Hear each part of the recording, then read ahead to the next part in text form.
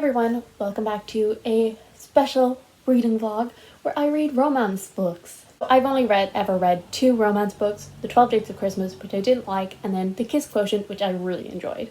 This could be bad, or this could be good. I don't think I will ever be a romance reader or like the kind of person who picks them up like every month or something, though I could be proved wrong in this video. The point of this is, number one, to see if The Kiss Quotient was just a fluke, and to just see what I do like. I know for a fact that I don't really like bad boy, tough guy kind of things. That doesn't interest me. I love the pining. I did put up on my Instagram and my Twitter to leave me romance recommendations. The first 2 recommendations I got, one was by M from Bookish Potatoes. I love their channel, so I'll leave them linked down below.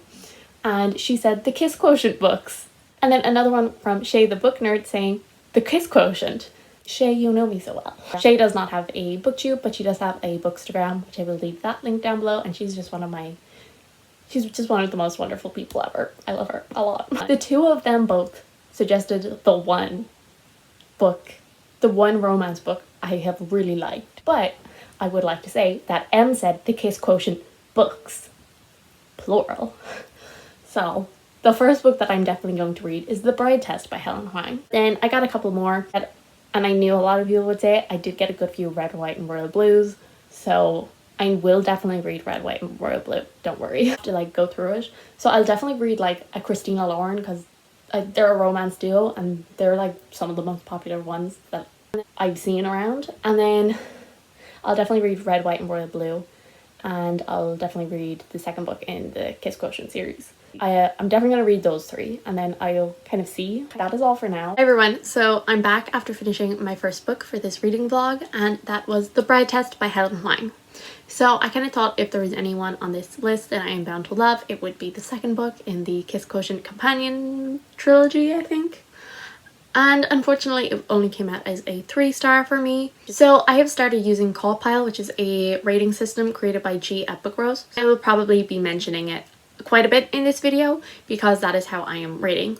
They stand for 7 different categories, I suppose. So characters, atmosphere, writing, plot, intrigue, logic, enjoyment. The Bride Test is the second book in the Kiss Quotient companion trilogy, and in this one we follow Kai, who is an autistic main character, and he doesn't think that he has the ability to love or have like really strong feelings. And so his mother goes off to Vietnam. She kind of starts interviewing people for the job of his future wife and to convince him to marry them. And she comes across Esme, who is working as a cleaner in the hotel bathrooms, and decides that she is the perfect person for Kai. And Esme is not very well off, and her family, they live in a very small place together, and she has a young daughter. And this is the opportunity of a lifetime because it could give her the chance to get a green card and give a better life to her daughter. She will only marry for love. So she ends up going to America with Kai's mother and meeting Kai, and obviously a romance happens. I had very mixed feelings on it because there was some very cute moments in it, but overall I kind of just didn't like the tone of it because I thought a lot of it felt very manipulative. So let's go through my CawPile ratings. So as I said, these are 1 to 10. So for characters, I gave them a 6. I do think she writes some really interesting characters and characters whose stories need to be told. We don't get a lot of autistic main characters, especially in like romance and stuff. So that's always nice. And I think a lot of the characters are very interesting. But for me, I wasn't as connected to Kai and Esme as I was, for example, with Michael and Stella from book number 1. They just owned my heart, and I just absolutely adored them so much. And while I liked Kai and Esme, which I liked Kai more than I liked Esme, I didn't love them. So 6, kind of, they're solid. I don't hate them or anything, but there's nothing really mind-blowing about them. Then for atmosphere, I gave it a 5. So for atmosphere for this, I'm kind of talking about like romantic tension and stuff, and like that chemistry, and can I feel all of these things that I'm supposed to? And I just didn't really feel it. I didn't see it between them. So while there were some cute moments, I was like, I'm not really invested in your romance. And so that kind of is why I gave it a 5. So then writing, I gave it a 7. I do think Helen Hoang is a brilliant writer. A very solid score, a 7. So plot, I gave a 5. Again, this is mostly because I felt that it was quite manipulative at times and I didn't like that. So there was some things in the plot that I wasn't the biggest fan of, but I understood why she did it that way, but it just wasn't personally for me. Then intrigue, I gave a 7. I read this book so quick. It's really easy to just put the audiobook on and just listen non-stop. I read it in 2 days, so I couldn't put it down. So I thought a 7 is a very good score because I was very interested in it. Even if I wasn't completely in love with the characters, I did find myself picking it up and just listening and listening. So for logic, I gave it a 5. Again, just because of some things in the plot I didn't think really made sense and I didn't really like them. So that brought the logic down for me because I think some things could have been handled a little better.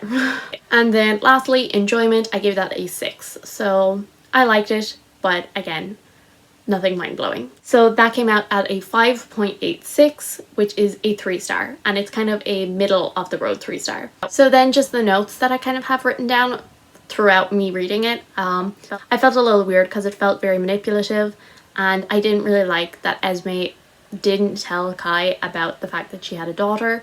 Obviously, I don't think she should have told him straight away or anything, but it wasn't until very late in the book that she told him. And while I'm glad they didn't make that like a very big plot point or anything, I do wish that it had been mentioned a little sooner in the book. It's not enough pining. That was one of the reasons I really adored The Kiss Quotient, and I realize now that I shouldn't have gone on in with the expectations that it would be like The Kiss Quotient. They are 2 different books, but The Kiss Quotient, like the pining, like I just adored that. Like Michael was, she's too good for me, she's just so perfect. I loved that. I love some pining, especially when it's the guy doing it, even more so. That's even greater. There was definitely some near the end, but not nearly enough. So I didn't feel as much chemistry in this book as I did in The Kiss Quotient. I started to get really frustrated with Esme as a character. Like everyone in the book, including like Kai's mother and Kai himself, said to her, like, if you want him to know something or if you want him to do something for you, just tell him. And I get that she didn't understand what autism was and everything, but it just really got on my nerve that she couldn't just talk to him. Like that was definitely a bit of miscommunication trope, but it was like very one-sided because Kai just sometimes was like, I don't know what I did wrong, and she just decided to give him the silent treatment, and I don't like that. That is my opinions on The Bride Test by Helen Wang. So yeah, it was a 3-star overall, which is not bad, but I did kind of expect it to be a 4-star, so a little disappointing. So that is book number 1, and I think next I will move on to either Get a Life, Chloe Brown, or Josh and Hazel's Guide to Not Dating. Hello everyone, welcome back.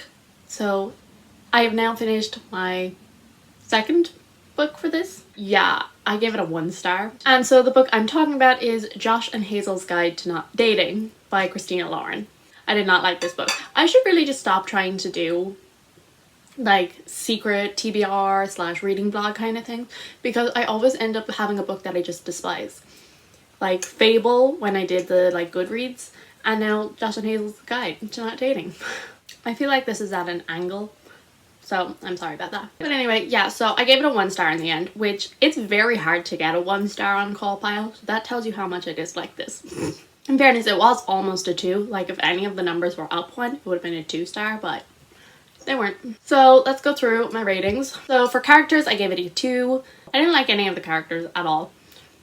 Hazel was literally the most annoying character I've ever read about.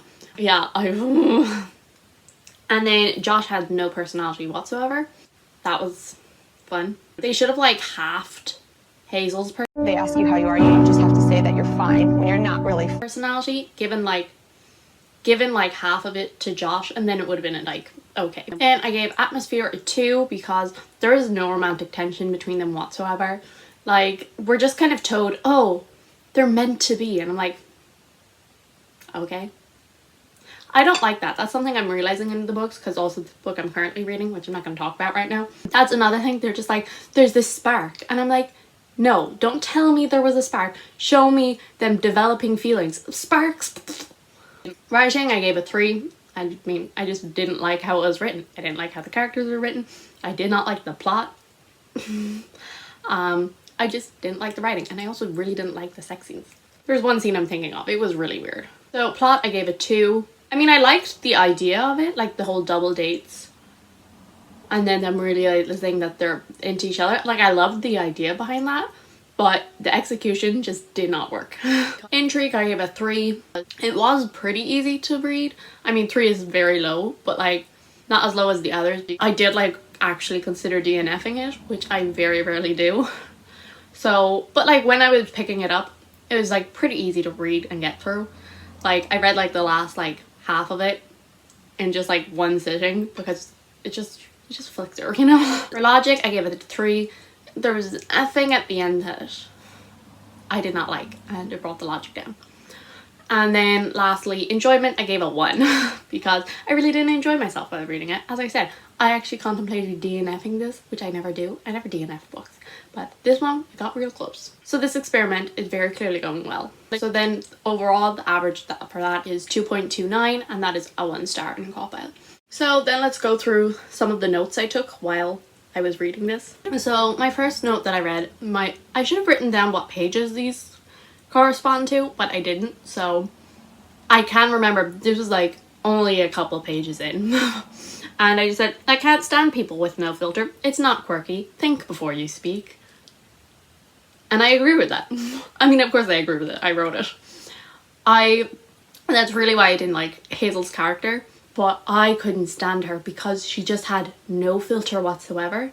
Like, there is a difference between being original and not caring what people think, and then just not knowing when to shut your mouth. I mean, especially in like a professional setting, kind of. I'm like, what? Why would you do that? Why? And like, she's talking to her boss. Like, she literally gets told she has a new job, and she then makes like a sexual remark. I'm like, I don't care if it's not in a work setting. Why would you do that? And then also following on from Hazel, she, again, this is fairly early on in the book, she mentioned something about hating judgy people, but she judges people constantly. She just doesn't like when they judge her for being weird. I said this earlier, we're not shown any chemistry. I don't feel any chemistry between them. We're just told that there is chemistry, and I'm supposed to believe that. Hazel has too much personality and Josh has none. Oh yeah, there was a really strange line in there when Josh speaks Korean and Hazel is like turned on. And I saw an own voice reviewer saying that they were very uncomfortable with that. And I'm like, I can understand why. Oh yeah, so then the first date, I didn't like the first date because there was like a quiz. And then Hazel abandons her date to go hang out with Josh. I'm like, I get that you're supposed to be like getting together and stuff, but the first date. Oh, and then also, so in the space of 1 paragraph, they introduce a trans character as a date, dead name them, misgender them, and then we never see them again. 1 paragraph. I didn't think there was enough development. Like, we just kept getting a load of like time jumps. So they meet, and then like we flash forward like 2 weeks and they're friends, and then we flash forward like, I don't know, 4 months and now they're in love. And I'm like, I didn't get to see any of this development of this friendship and of this love. You're just telling me that it happened, and I don't like that. I like the pining. There wasn't enough pining. And then lastly, this one is a spoiler, so I'm not gonna actually say it, but I'm just gonna say what I wrote about it, which was nope, nope, nope. I hated that plot twist ending. So yes, so that is my opinion on Josh and Hazel's Guide to Not Dating. So this video is not working out well. It always happens. So I'm now currently halfway through Written in the Stars by Alexandria Bellefleur. And I have quite mixed feelings on it yet. I'm not really going to go into detail, but I have started it and I'm not really loving it. There's just way too many astrological and Harry Potter references for my liking. Yeah, I'm not sure how I feel about it, and I suppose I'll tell you when I finish. But so far, it's not going good. And now I'm like just doubting myself. I'm like, was the Kiss Quotient just an exception? Do I not like romances and the Kiss Quotient is the only one I love?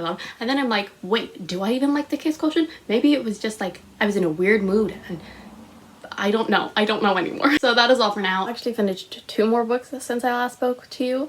Yeah, I was really starting to just like doubt whether I should post this because things were just like not going well. And then finally the fourth book, it melted my heart just a tiny bit. We'll get to that in a minute, but first we'll talk about my 3rd book that I read, which was Written in the Stars by Alexandria Bellefleur. I kind of mentioned this in my last clip that I was having very mixed feelings about it, and that continued to the end. I did have just very mixed feelings on it, and it ended up coming out as a 3-star. So my main thing was I did actually really enjoy the two main characters, and I did actually like the romance between them. It's just everything else about the story kind of annoyed me a lot. The characters, I gave a 7. As I said, I really enjoyed the characters. I liked Elle and Darcy, which are our two main characters. I thought Elle was like a more realistic and more likable version of Hazel from Josh and Hazel's Guide to Not Dating. Like, that's what they wanted her to be. Atmosphere, I gave a 7. I did grow to enjoy their relationship and their dynamic, but they kept saying that there was this spark, and I was like, where? I can't see any spark. Writing was a 4. I did not really enjoy the writing in this, and I did not enjoy the constant Harry Potter references. This was released in 2020. Seriously? You're still making Harry Potter references? Even before all of like that J.K. Rowling stuff happened, I didn't like Harry Potter references in books. But after it, and people are still putting them in, especially in an LGBTQ plus romance. Like, what? Plot, I gave a 4. I liked the thought behind it. I liked the whole idea of fake dating, but there was just a lot of things that I didn't like about the execution of it, and that really went down because of like the conflict at the end. I just didn't agree with how it was handled. It was painted as if one character was the bad guy, and I was like, they're not the bad guy here. They're not the bad guy here. It's the other character that's at fault. And no, the book made it that it was her fault. I was like, no, I don't agree. Intrigue, I gave a 6. I was pretty interested in picking it up, but it did kind of take a little convincing after I had put it down to be like, okay, you gotta continue this. Logic, 4. As I said, that totally went down because of that end conflict. It made no sense. And the wrong character was being blamed for it. And then for overall enjoyment, I gave it a 6. So yeah, it's a very up and down with that one. Probably like the most up and down that I've had for this video. So that came out at a 5.43, which is a 3-star, and it's lower than the Bride Test. While reading these, I open my note app and I just start writing down my thoughts. So let's read what I was thinking. Ooh, a bad start. I like this, which is definitely true. I really like the whole like absolute disastrous first date. I really like the premise of that. Please don't get offended by this. I agree with Darcy about astrology, and if she changes her mind by the end, I'll be annoyed. I completely understand why people are interested in astrology and all that, but a couple of years ago, if you said to me like, oh yeah, I like astrology and all this, I would have been like, you know? But now, like, as I've like grown up, like I can understand why people do find it so interesting. And even me, I do like to Google that stuff. And same with like the things like the Myers-Briggs, like 16 personalities, and like the Enneagram. None of those are actual science. Same with astrology. Astrology isn't actual science either, but they're fun to look at. So like, I definitely understand why people enjoy it. I just don't actually personally believe it. But that is actually one of the reasons I didn't really like the book, because there was just constant astrology references, and I was like, I don't care. I've definitely grown as a person. I no longer am like, if you believe in that stuff, you're so stupid. Like, no, it's a bit of fun. If people want to believe it, then, I mean, go ahead. It's not really hurting anyone. So then I said, how was there a spark? You just thought she was hot. There's no spark. Elle was just like, oh my god, that is a beautiful woman. And like, that's not a spark, that's just finding someone attractive. And I said, Elle is what Christina Lauren wanted Hazel to be, which is 100% true. I will not take any more questions about it. Darcy's brother is annoying. Leave her alone. If she doesn't want to date, she shouldn't. I still stand by this fact, even though I ended up really enjoying them as a couple. And obviously the story wouldn't have existed if he wasn't like meddling and trying to get her to date. But like, don't push someone to date if they're not ready or they don't want to. Because I was looking through some reviews and I saw this perfect one, and it said, not for the Darcys of the world, which I agree. I definitely related more with Darcy's character and I didn't really love it. So I would definitely agree with that. And I said, why am I getting excited at hand touching? Which was definitely true. They were like, it was pretty early on in the book, and they were only like starting the whole fake dating thing, and like they touched their hands and they were like, ooh. I was like, ooh. Then I said, ooh, I love pining, which there was some pining in here, which I do enjoy that. I do love some pining. Then I said, I love how Darcy takes an interest in Elle's life and her interests, even if she doesn't agree with them, which I think is definitely true. Like, as I said, I'm not really into astrology, but I really liked how Darcy didn't just like make fun of her or anything like that. Like she was just like, she took the time to like learn stuff about it, and like even though like she mightn't have agreed with it, she was still like, hey, it's part of who she is. And I really like that, and I think more books should do that, because you don't have to change, but you should respect the other person. Then I said Ella's so dramatic, jump to conclusions. And then I said Darcy's family is so nosy, stop getting involved, which is so true. Oh my god, the brother in this was so annoying. Like that's why the characters couldn't be like really high, because that brother was the worst. So, and then the rest of the stuff is spoilery, so I can't say those thoughts. So I was starting to lose hope. I was just, why am I doing this? This is going to be a terrible video where I'm just saying I don't like romance. Why am I doing this? At this point I had read a 3-star, a 1-star, and a 3-star, which 3 stars aren't bad ratings, but I didn't really care about them that much. And I wanted something like the Kiss Quotient, which the next book I'm going to talk about is not Kiss Quotient level. Like Kiss Quotient was like high 4-star, whereas this one is like kind of a lower 4-star, but like still compared to the rest of the books, like the Kiss Quotient, it like completely melted my icy heart, whereas like this next one that I'm about to talk about, it like thawed it slightly. Like obviously just all of the ice has just like frozen over again.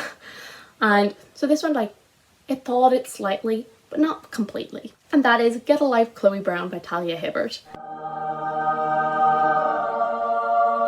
I get the hype for it.